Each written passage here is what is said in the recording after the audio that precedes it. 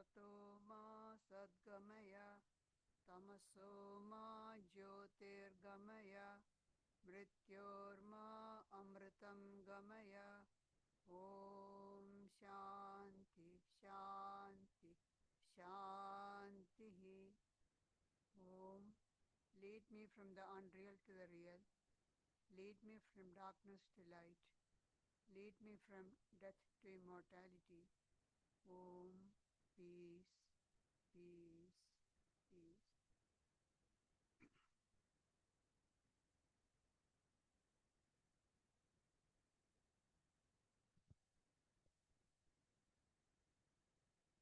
Happy Father's Day. Not many fathers here, but whoever is there, and then those who are, anybody is there on the Zoom.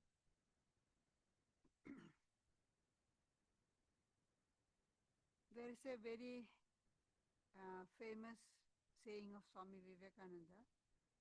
You may all have heard it so many times. Each soul is potentially divine.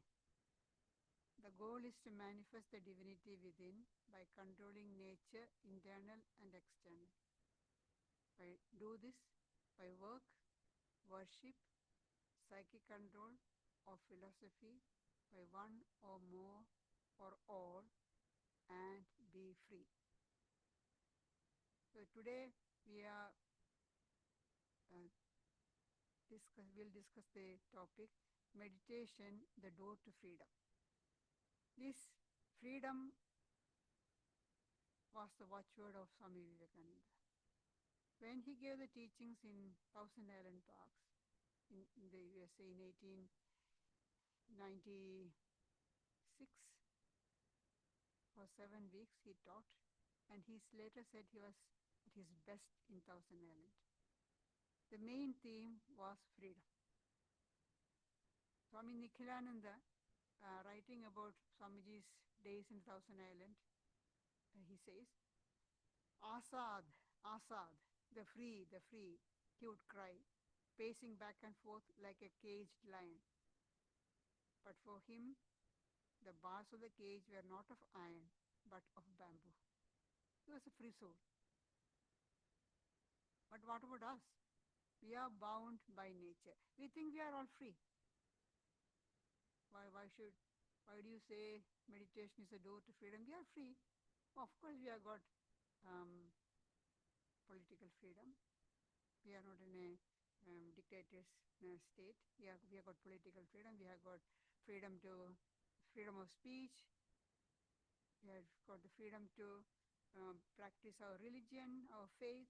We have got so many freedom, but they are all secular freedom. But are we really free? No. We are under the control of nature. The nature says something. Nature means not just the physical environment, but internal nature also. We are under control of all those things. And animals submit to the nature. Gita says we are helplessly caught, swayed by nature. Avasham prakriti. We don't have any choice. And animals just submit to the nature. Human beings rebel. That's the only difference. We rebel against that. We refuse to be puppets in the hands of nature. And that refusal to be puppet in the hands of nature, to rebel against the control of nature, is the beginning of spiritual development. So again, Swami Vivekananda says, the first inkling of life on the higher level is in seeing this struggle within us to break the bonds of nature and to be free. Freedom, oh freedom, oh freedom, is the song of the soul. This is Swamiji's words. Bondage, alas, to be bound by nature seems its fate. We are struggling for freedom, but we are bound by nature. Now, what is this freedom Swamiji is talking about? It's freedom from the bonds of our emotions, our feelings, our preconceived ideas, our desires, our attachments, aversion. All this is arising from the feeling, the idea of egoism. the notion of I and mine. If there, it is all this comes from rising from I and mine and binds us. And this I and mine comes because of the ignorance of our true nature. We have forgotten our true nature. It is there. The true nature is never lost, but we have forgotten. And because of the ignorance, we have forgotten the true nature, and instead we are identifying with the body mind and think that we are these limited human beings. Oh, what can you do? You can do everything. You have got infinite power within us. But we have forgotten that. We think we are limited beings. We have to realize our true divine nature. That we are Atman, we are that infinite Atman. And there is no other way to freedom. Upanishad says, Nanya Pantha Vidyate Ayanaya, there is no other way. We have to realize. And this idea that ignorance is covering and getting us bound is not just a Vedantic idea, all the mystics speak about it. Because they have realized that it is through getting over the ignorance that you can be free. They have realized, and so they say that. For example, this Sufi mystic Vilayat Khan says, do you think you are not free? You are free, but you do not know you are free. You are free, but you do not know that you are free. And it is your not knowing that you are free that is your limitation and your imprisonment. Just that you don't know, that's all. Realize your freedom and you are free. The moment you realize you are free, because you are always in free. You are never bound. But we imagine that we are bound through our ignorance. And Vedanta shows the 4 paths to this freedom, as in the quotation of Swami Vivekananda, by work, worship, psychic control, or philosophy. There's the 4 paths. Now let's look at how each one, what it says. Work, karma yoga, unattached action, and offering all the results to God. That involves service also. Service of human beings seeing the presence of the divine. Then the path of devotion, work. The next one is worship, devotion, bhakti. Seeing God in everything. Self-surrender and love of God. Then psychic control, that's Raja Yoga. Control of the mind, control of breath, all that leads to the getting the freedom. And philosophy, Jnana Yoga, path of knowledge. That is discrimination and dispassion, self-analysis, and reasoning. In all these paths, we see that meditation is given a very prominent place. Meditation is not just one of the many spiritual practices, it is the culmination of all spiritual practices. Whatever path the person is following, whether it's a path of action, path of devotion, or knowledge, or even psychic control, meditation is an important spiritual practice. So, what are we doing in meditation? In meditation, the attention is turned inwards, towards one's own self, rather than the external world. We become the witness of the mental and we leave out all the thoughts, feelings, distractions, everything is left out, and we look inward and try to become a witness. What often happens is we sit for meditation and some thought comes, something happened some time back, or something which is going to happen in the future. We relive or experience that and go on enjoying that whole drama. or the future drama. We forget. But we have to leave everything out. That is meditation. And thus meditation helps the aspirant to experience higher state of consciousness. Only when you leave out all your emotions, feelings, distractions, and turn the mind inward, then you realize that. And so we can say meditation is a way to change our mind. Our mind is changed, put in a new mold. And whatever we concentrate our mind on, the mind assumes that form. See, if you place a solid in a container, the solid remains as it is, a solid object. It doesn't change the shape, doesn't shape the form, nothing. But in the same container, if you give some liquid, what happens? The liquid takes the shape of the container, but it maintains the level. If you give gas, it takes the shape and fills up the whole container. Now what happens to the mind? You put some ideas in the mind.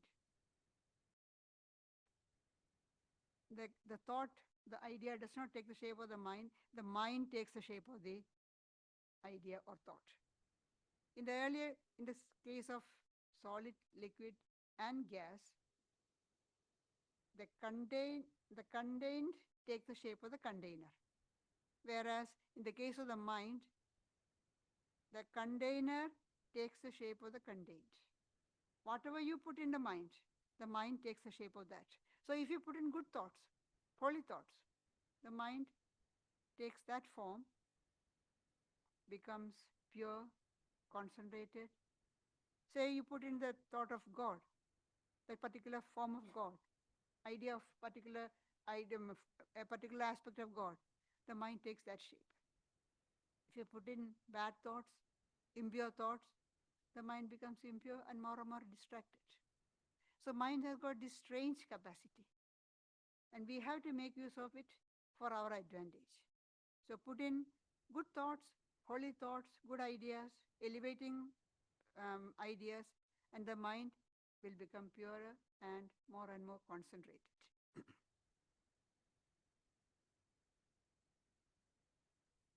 So we see meditation involves concentration. But concentrating on any object, anywhere, is not meditation. So suppose I am reading a book. I'm very concentrated. Is that meditation? It becomes meditation only when you're concentrating on a holy, divine object, idea, thought at a particular level of consciousness. They say where in our human body, there are different centers of consciousness.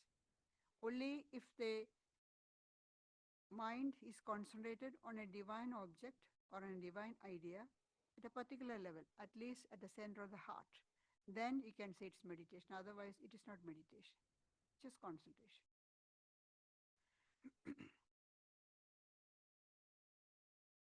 So as I said already, freedom involves realizing our true unchanging nature and giving up false identification with the body-mind. Oh, what is considered as our true nature? It depends upon the path you follow. The idea of our true nature changes. For example, a devotee who is following the path of devotion does not consider the true nature as Atman, consciousness. No. For the devotee, his or her true nature is a particular relation with God. In the path of devotion, we assume a particular relation with God. All the human relations that we have, we turn to God. So the devotee may consider himself or herself as a child of God, a friend of God, a servant of God, or even consider God as his or her own child. All these are there. So the idea is, I am his. I belong to God. It's an eternal relation. That's the rule. As far as the devotee is concerned, that is his or her true nature. For one who follows the path of action, karma yoga, considered as an instrument in the hand of God. All the results belong to God. I have got the right only to perform the action. I don't have any right for the results. The results belong to God. I am an instrument in the hand of God. And when we say the results of all action, that involves thought, word, and deed, not just physical action. When we say action, all the results of all action, all thoughts, all words, all deeds, everything belongs to God. I am just an instrument in the hand of God. That is my real nature, true nature. And in the path of knowledge, the real nature is pure consciousness. I am pure consciousness. My nature is pure consciousness, pure existence, pure bliss. Realize that. And I am the underlying reality behind everything that exists in this universe. How do we realize this? How do we go along this path and realize the true nature? Only when you realize the true nature, you get freedom. So how will you go about it? Again, the path of bhakti, it's complete self-surrender. Thy will be done. I don't have any choice. Through ecstatic love and self-surrender, you come to that stage. All the emotions, your feelings, everything is taken towards God. Sri Ramakrishna says, you don't have to give up all these emotions. We say the most important enemy on the spiritual path is lust and anger. Now, how do we overcome them? Sri Ramakrishna is a very simple, easy answer. Why should you give it up? Turn towards God. Turn everything towards God. Turn all your emotions to God. Lust means desire. You desire God. Anger, you got anger. Always turn it towards God. I have been calling you. Why don't you reveal yourself to me? You must turn towards God. All this you are turning towards God. Then it comes to ecstatic love and the feeling that I am God's. Surrender. When you try and struggle, you see nothing is happening. Instead of getting disappointed or frustrated, well, it's your grace. I have done my work and I completely surrender to you. Your will, whatever you want, you do with me. I don't have any choice. I'm not asking anything. I just want you. In that prayer, ritualistic worship, japa, all this help. They all will lead to meditation on that particular aspect of God, particular form of God. In this path of devotion, there are different type of meditation. You meditate on the form of God, meditate on the glories of the different characteristics of God, or even there is the meditation on the Leela. It's a play. Incident, say take an incident from the life of that one particular incarnation. Say the life of Jesus or Krishna or Rama, and meditate on that. Because the mind wants something to occupy itself. So give it an idea. So the mind will be going around that. All these helps on the path of devotion. And this will culminate in meditation, deep meditation. We see that in the life of Sri Ramakrishna. Meditating on Divine Mother Kali, on the form of Kali, and he goes into deep meditation, into Samadhi.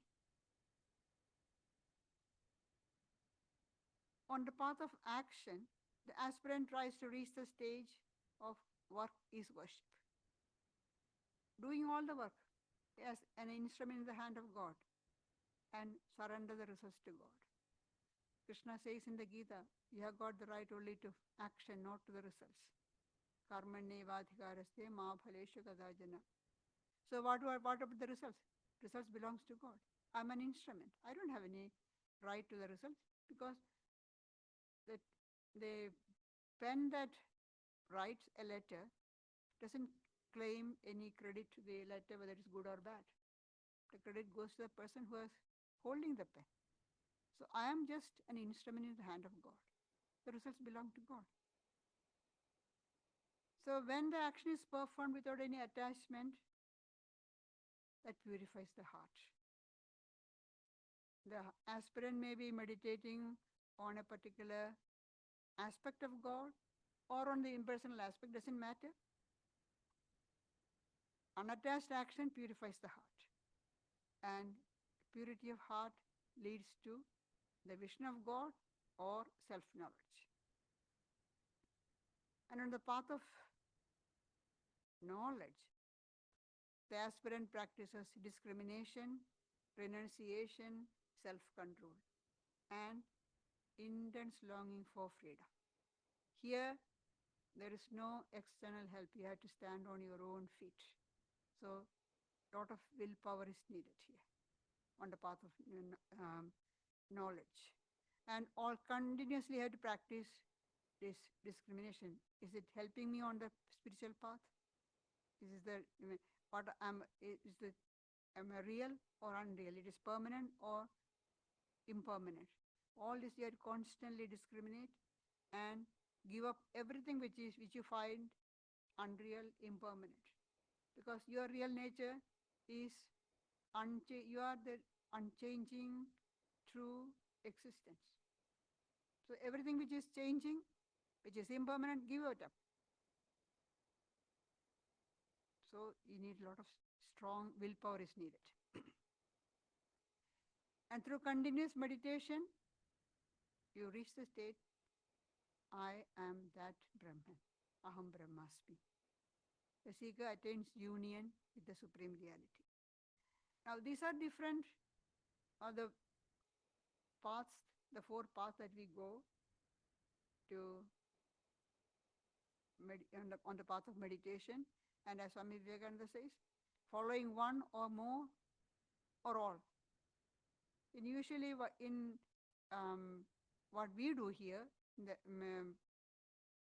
the followers of Sri Ramakrishna, we combine all the four in the meditation. We may start with ritualistic worship, prayer, repetition of the name of God, and unattached, selfless action, control of the breath, all that leads to, and also reasoning out. And always keeping the idea in your mind, I am that pure consciousness. That leads to meditation. Now, whatever be the path you are following, in meditation, some preparations are needed. Without any preparation, you just think that you'll get meditation. It doesn't happen. See, for any success in any field, you have to make some preparations. You have to do some groundwork. You want to plant something in the garden, you have to prepare whether it's a flower bed, they have to prepare the bed. You want to be a successful player in some sports, you have to do a lot of practice. You have to have a strong physique. Physically, mentally, you must be strong. You need a lot of practice. Without that, nothing happens. The same way. But people think that in all that, the preparations are needed. But when it comes to meditation, no. I'll sit for meditation for 5 minutes, and that may I continue for a month. I must have realization, self-realization. It doesn't happen. You have to have a lot of preparation. And real meditation is not possible without a meditative mood. which Sri Ramakrishna describes as divine inebriation. Real meditation does not happen. What are we doing? We say meditation, we are trying to quieten the mind. The mind is running around. We are not actually meditating. Meditation in Patanjali's 8 steps, meditation is just below the state of Samadhi. It's a very high state. So to reach that, real meditation happens only when there is divine inebriation. But Sri Ramakrishna says that. And those who are perfect in meditation, they always feel this divine inebriation. They don't have any problem. Like the case of Sri Ramakrishna, one word is enough. His mind is thrown into ecstasy. Somebody started singing devotional song. With the first line, he goes into Samadhi because the mind has already gone in a very high state. But for the beginners, a favorable mood of the mind is very important. Because our mind does not have that favorable mood, meditative mood, we often find meditation very dry. It's a very monotonous, mechanical. I simply sit and try to concentrate. Doesn't happen. I'm forcing myself. I don't want to do that. But I have made a decision, I will do it. I force myself. That's what happens with us. Because we haven't got a meditative mood. There are certain factors which could help to have a meditative mood. For example, the right place. Because we are all beginners on the path of meditation. However long you have been meditating, say 10 years, 15 years, 20 years, we are still beginners. Unless we have a real meditative mood, we are all beginners. So the right place. What is meant by right place? You cannot sit for meditation on the traffic island in the middle of the city. I have seen somebody, I felt so funny. In the Hyde Park, in the midst of traffic, a person is sitting and meditating. It's not a right place to have meditation. He's sitting there, that's true. But that has not been actually meditation. You need a right place. It's away from the distraction.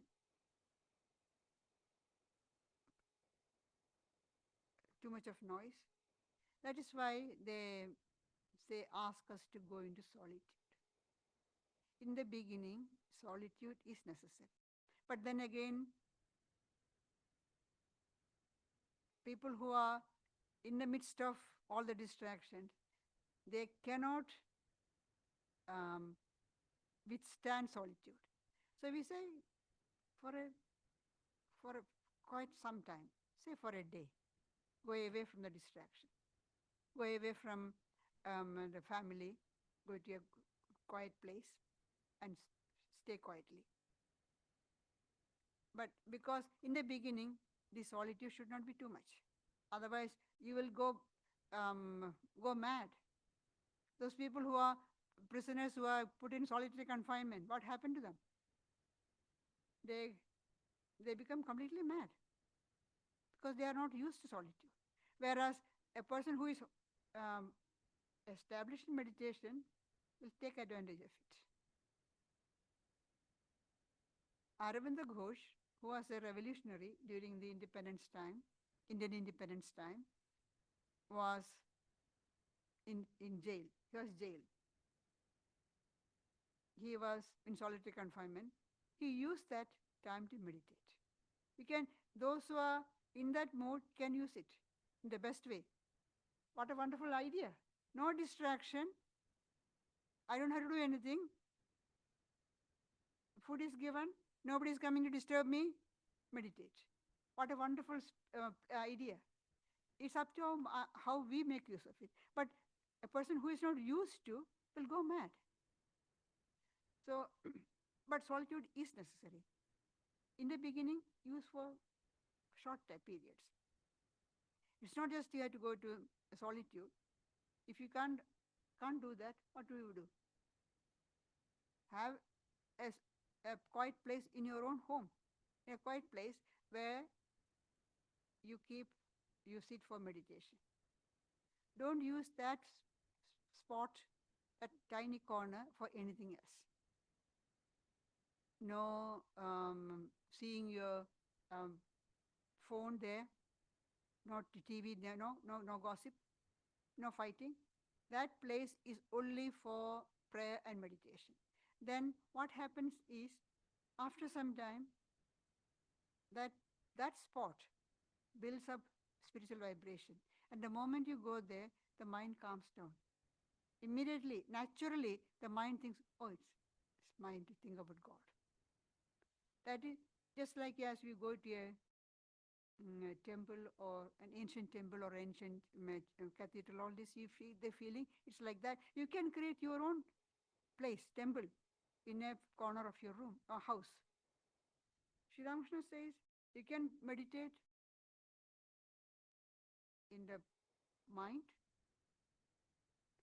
in the forest, or in a corner of the house. You can make your own place.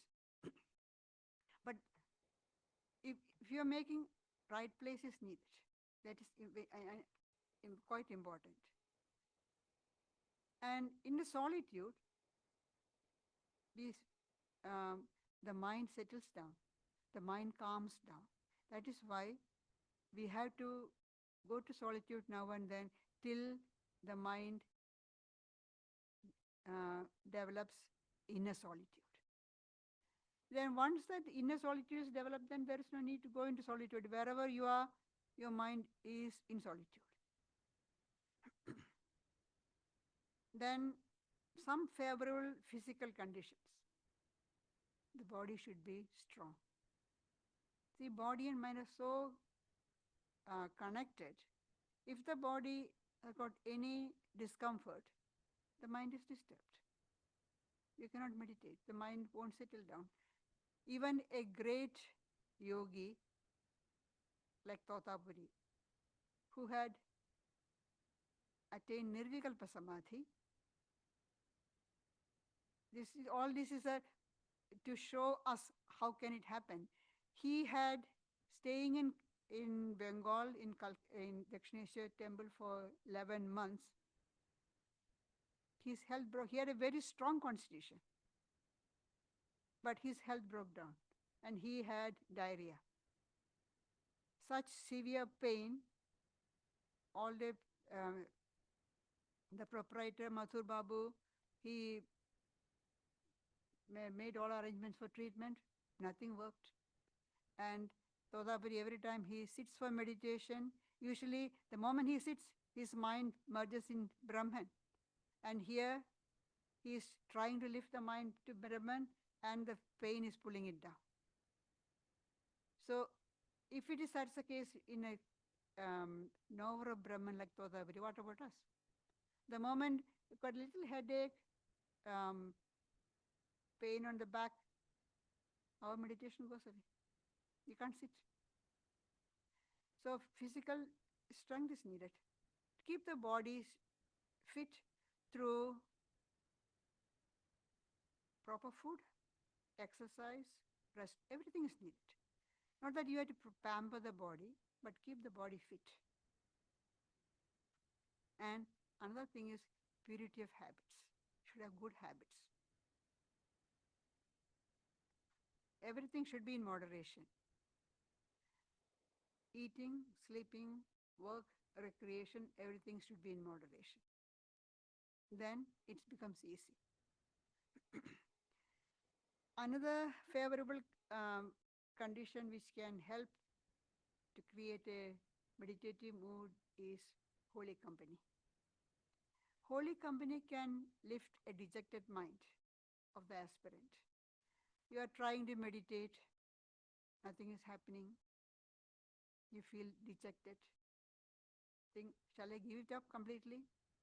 Then by chance you come into the company of a holy person, automatically the mind gets lifted up. And your mind naturally goes to the thought of God. And the mind is filled with enthusiasm and inspiration. Swami, how will you recognize a holy person? Anybody who claims to be a holy person need not be a holy person.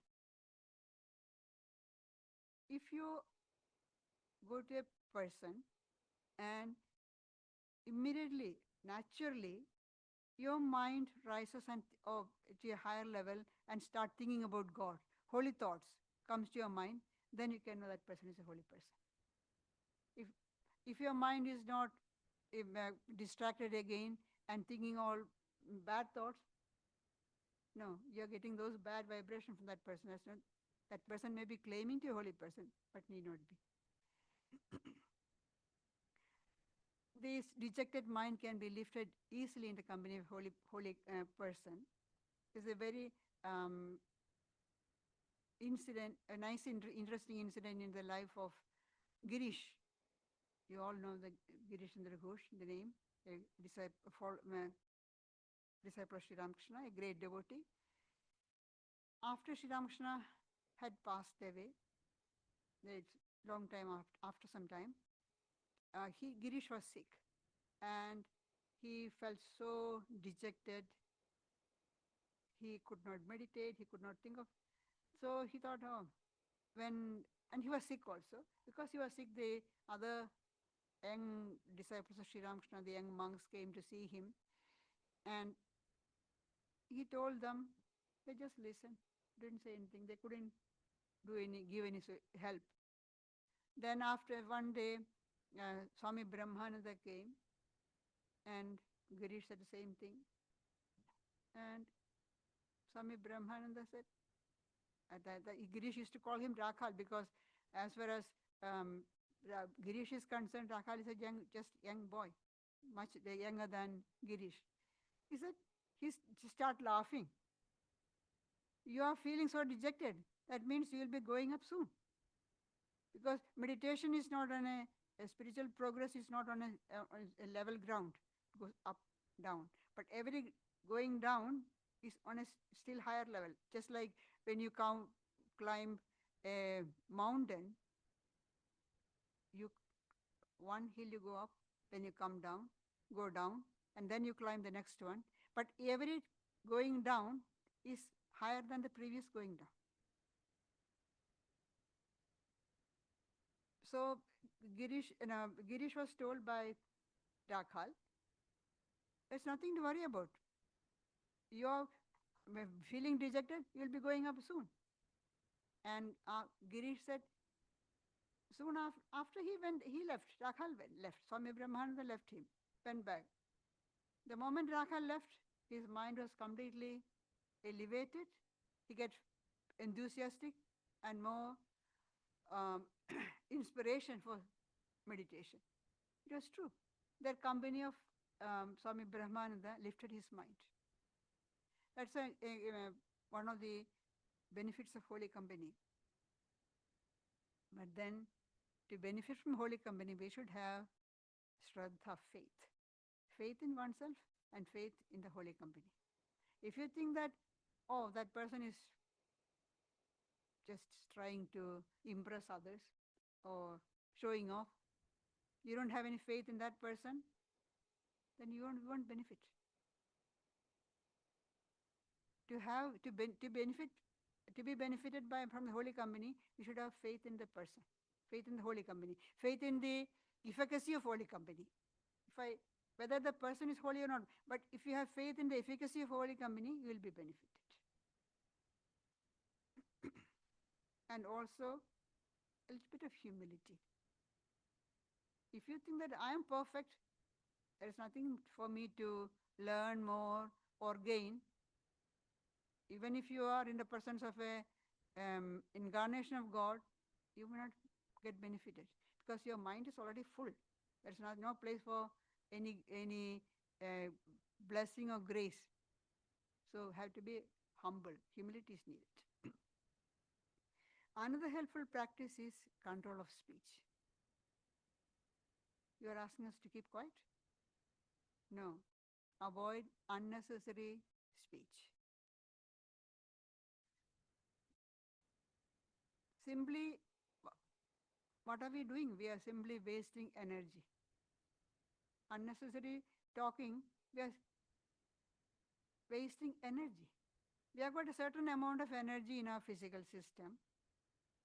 You want to use that for unnecessary talking or doing unnecessary action or on your spiritual practices and the necessary things that you have to do, your duty.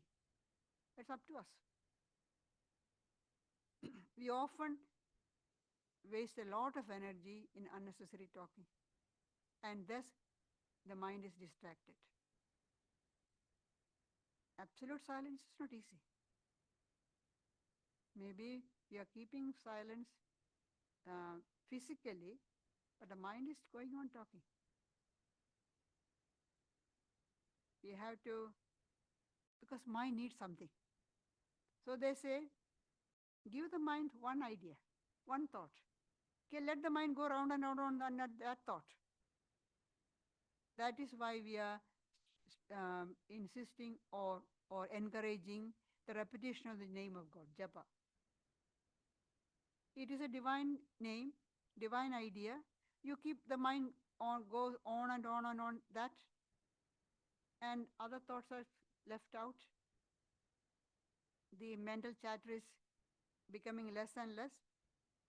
And because the mind gets occupied with one single idea, it gradually creates a meditative silence.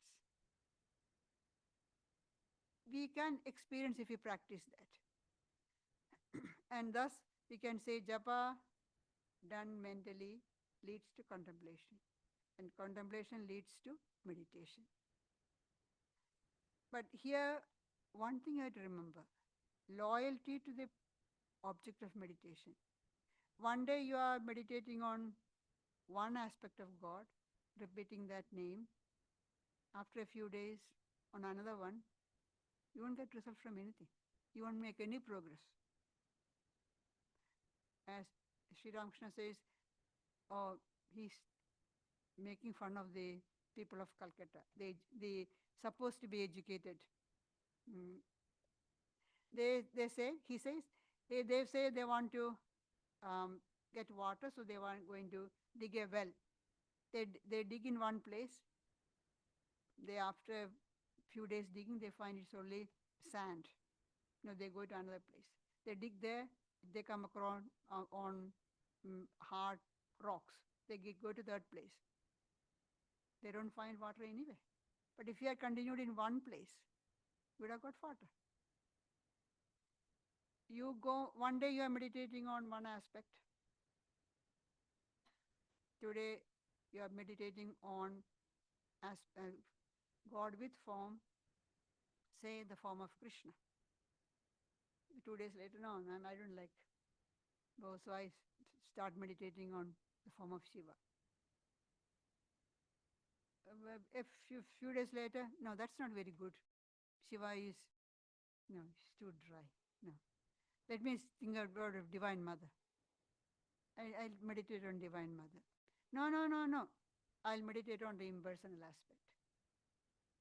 You have to stick to one aspect. If you're in the beginning, of course, you want to find out which is suitable for your temperament. But once you find out, stick to it. Loyalty, ishta-nishta. Your loyalty to the chosen aspect, chosen ideal. In the beginning, if you are saying, I'm very liberal, I'm not fanatic. I'm very liberal. I accept all as true. And so I meditate on all different aspects. You won't be making any progress. In the beginning, you have to be a little bit of fanaticism or rigidity is needed. No, this is my particular path. This is the aspect that I like. I follow this. I meditate on this only. Once you are established in that, then you can be liberal-minded, extremely embrace everything. But in the beginning, we have to follow one particular, whichever is suitable for you.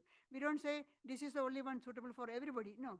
Whatever is suitable for you, you find out and stick to it.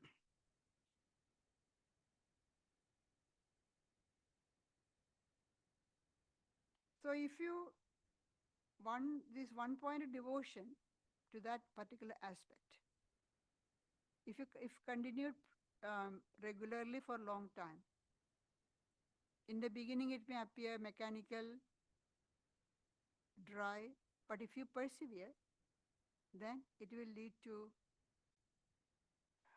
true devotion. That's sure. And another thing is, you have to discriminate always. Is this particular thought or words or actions is going to help me in my spiritual path? Does this help me spiritually? Anything which not helping, you should be ready to give it up if you realize. There's a very, very nice quotation from Swami Vivekananda in one of his talks. He says, can you love others? Can you feel oneness with others? Have you peace within yourself? And do you radiate it around you? See? Can you love others? Now, of course we love. Whom do you love? People whom you consider as yours. Not everybody. My family, my friends, my society, all connected with me, I love. But what about, there are others. Can you love everybody?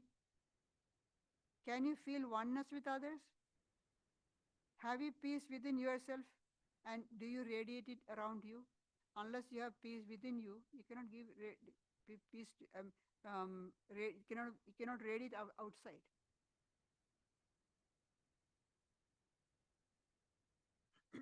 This is called spiritual growth, that you are loving others, you are feeling oneness with others, you are feeling peace within you.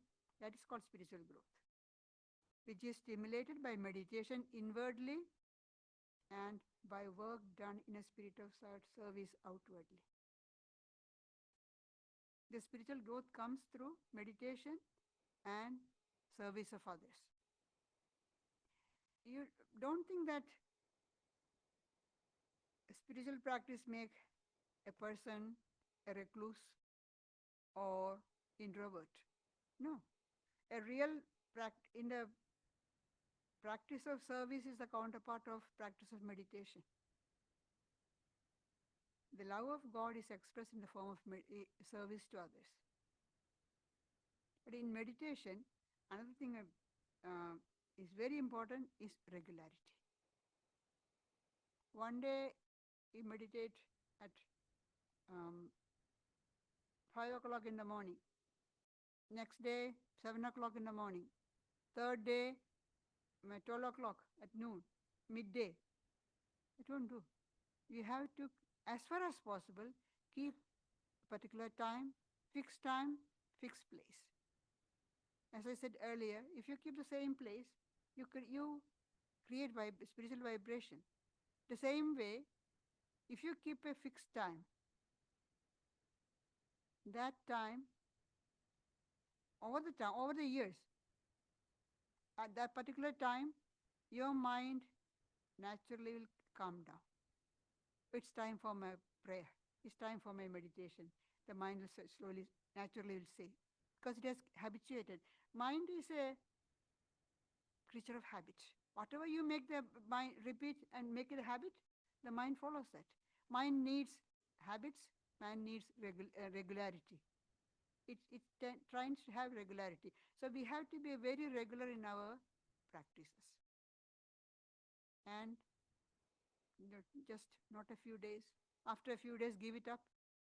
Then starting again is much more difficult. So keep up the practice even if for a short time. So some days pressure of work, you don't have much time for meditation or japa, but keep it up just for 5 minutes. You can't sit for 15 minutes, doesn't matter, 5 minutes. At least keep a remembrance of God in the morning and evening. Morning and evening are the best time. But in this present society, all over the world, evening is a very busy, distracting time. But morning at least, morning, before you start your day's work, think of God. Try to have a short time just for yourself to spend with God.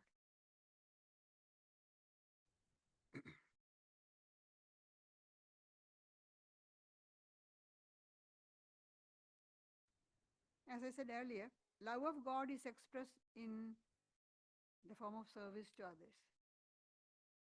A true lover of God will be always serving others, seeing the presence of God with them. And a real meditator will be a great worker also. We often have this wrong notion that, the people who are into spiritual practices or spiritual life, those who are going to meditation, they are going away from society, they are not going to do any work. No, the real meditator will be able to put in a lot of work because the mind is concentrated.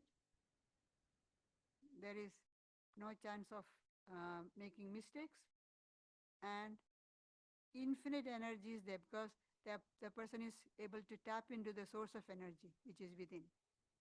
I'll tell you one example. As one of the disciples of Sri Ramakrishna, Swami Trigunathitananda. When Swami Vivekananda, he had this idea, Swami Trigunathitananda wanted to start a magazine to propagate the ideas, teachings of Sri Ramakrishna. And Swami Vivekananda encouraged him, go do it. When he was in America, he wrote to him, your idea of starting a magazine is very good. Do it, go ahead. Saying go ahead is not enough. To start a magazine, you need funds. There was no money.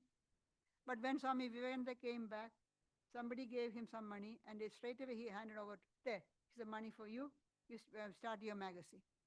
And then some other devotees gave some money, and he bought a press, and he started a magazine called Udbodhan. It's still continuing. And but whatever money was got was spent in buying the press and renting a place. Now there is and if small number of workers. There's no other help was there. Nobody else was there to help him. So he himself, sometimes he had to write the articles himself. And then he was the editor, he was the proofreader, he was the manager, he was supervisor of the press. And then sometimes, if any of those typesetters got sick, then he will look after them, care for them, and also do their work. All that he was doing. And then he had to go around trying to get articles from different writers and subscribers to buy for the magazine. He had to do all that. Going around to get subscribers, he used to walk 10 kilometers a day because he didn't have money to pay for the tram fare. There's no money. And because there is not money, he may go to one of the devotees' house and have a meal at lunchtime. That's it, main meal. That's a morning and evening, just a handful of puffed rice. And then, of course, there's the taps are there on the roadside. Drink the water.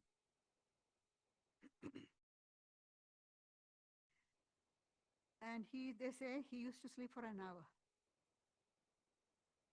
In the morning, 3 to 4, 1 hour, he slept at night. That's it. And then to avoid sleeping, he has got so much work to do. So he will splash water on his face and stand because if you sit down, he may fall asleep. he will stand and do the proofreading. And at last, when the magazine started coming out, one of Swami Vivekananda's disciples, Sharachandra Chakravarti, mentioned Swami Vivekananda. He says, it is impossible for any other man except to exert himself as Swami Trigunadhananda is doing for the magazine. Then Swami Vivekananda comments, do you think these monastic children of Sri Ramakrishna are born simply to sit for meditation under the tree lighting the dhuni fires? They are born to do exceptional work. Each one of them is a giant in work. Whenever any of them will take up some work, people will be astonished to see their energy. That's what Swamiji is saying. How much work he is putting in. Learn from them how to work.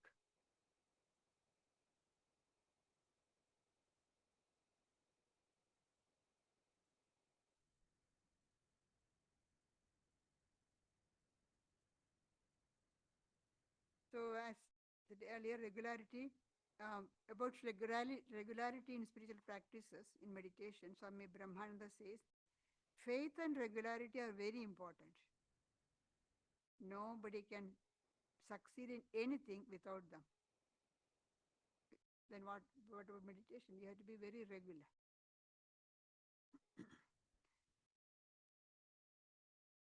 We must have great perseverance. You find that nothing is happening. You are hitting a brick wall. No, must persevere. But you know how the determination that Buddha did before he had attainment. Ihasane shishuddhime saridam. May my body dry up and crumble into bones.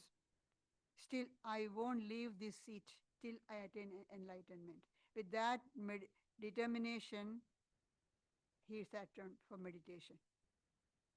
That was the motto they had, the young disciples of Sri Ramakrishna had on their wall to encourage themselves. We won't give it up, however much difficult it is. And they showed through their life. One day, when they were living in the Maranagar monastery, they didn't have any money. They are absolutely paupers. Surendra, one of the householder disciples who helped them to rent the place, used to give money every month. With that, they paid the rent, the cook, and then there are 10 or 12 disciples. They had one set of clothes, proper good one, which they wore when they went outside.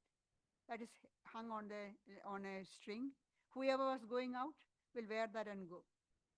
Inside the monastery, they just had their loincloth. And some days they don't have anything. One day there was nothing in the store to cook. So they said, doesn't matter, let's meditate. They all sat for meditation, completely forgotten the world.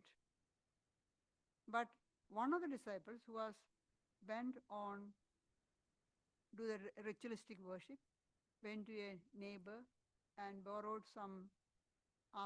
begged for some rice and potato and cooked and offered to Sri Ramakrishna, and then made balls and went to their room where others are sitting and meditating, and put them in their mouth. And then they were asking, where did you get this such nectar? Because they are so hungry, they were starving. There's nothing to eat. But whatever be, persevere in meditation. That will lead to highest result. And they are experiencing Samadhi.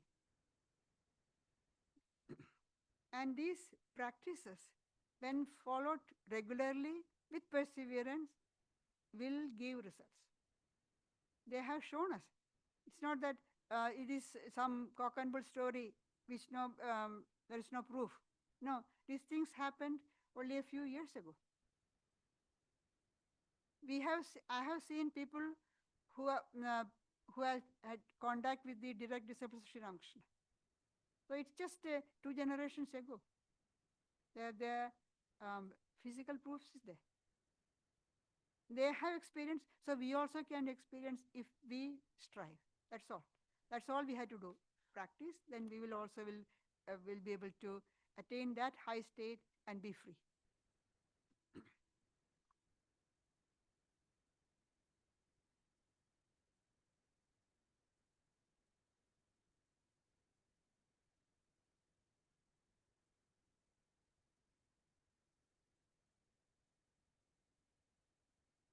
Just a few announcements for this upcoming week.